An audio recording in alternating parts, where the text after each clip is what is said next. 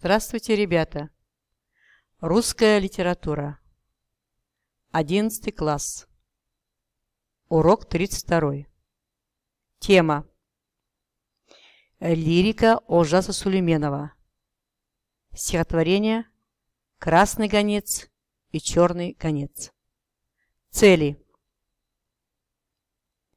освоение новых слов и выражений, развивать устную связную речь учащихся, выразительное чтение, навыки анализа, сравнения, сопоставления, выявление главной мысли и темы произведения, воспитание чувств патриотизма. Олжас Сулейменов – казахстанский поэт и писатель, представитель литературы Востока, создающий свои произведения на русском языке.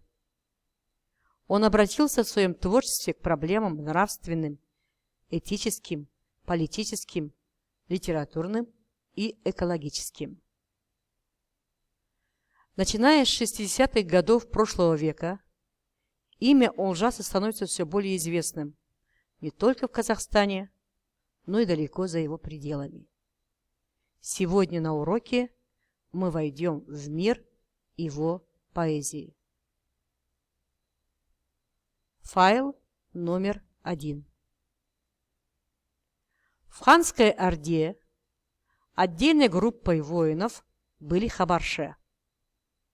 Во время сражений они неотлучно находились рядом с полководцами и непосредственно в стычках практически не участвовали.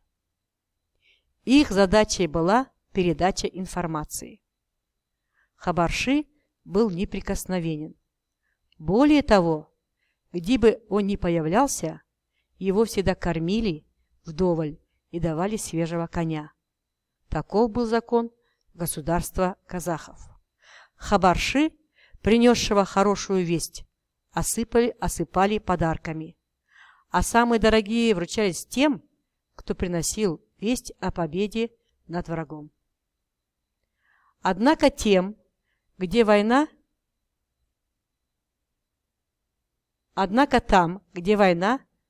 есть не только победы. Приносили гонцы и скорбные вести. Хабарши знал, за плохую новость ему отрубят голову, но все равно четко выполнял свою работу. У поэта Олжаса Сулейменова есть стихотворение «Красный гонец и черный гонец». Задание номер 1. Устно.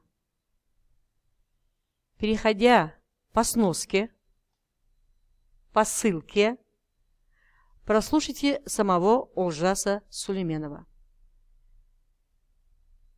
Задание номер 2. Устно.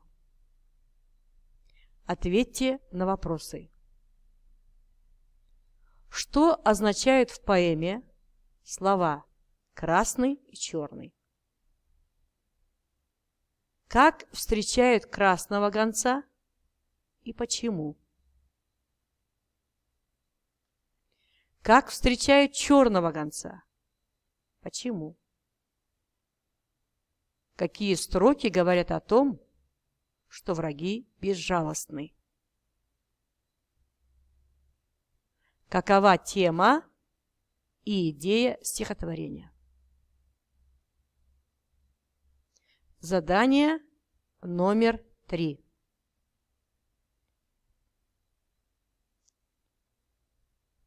Письменно выпишите глаголы. Какова их роль в создании образов? Задание номер 4. Устно. Сколько раз меняется, по вашему мнению, интонация стихотворения и почему? В связи с этим разделите произведения на соответствующие части. Научитесь правильно читать каждую часть. Домашнее задание. Первое. Из текста стихотворения «Красный гонец и черный гонец» выпишите примеры выразительных средств языка и оформите запись в виде таблицы. Сфотографируйте и отправьте учителю. Второе. Прочитайте поэму Олжаса Сүлейменова «Земля, поклонись человеку». До свидания, ребята.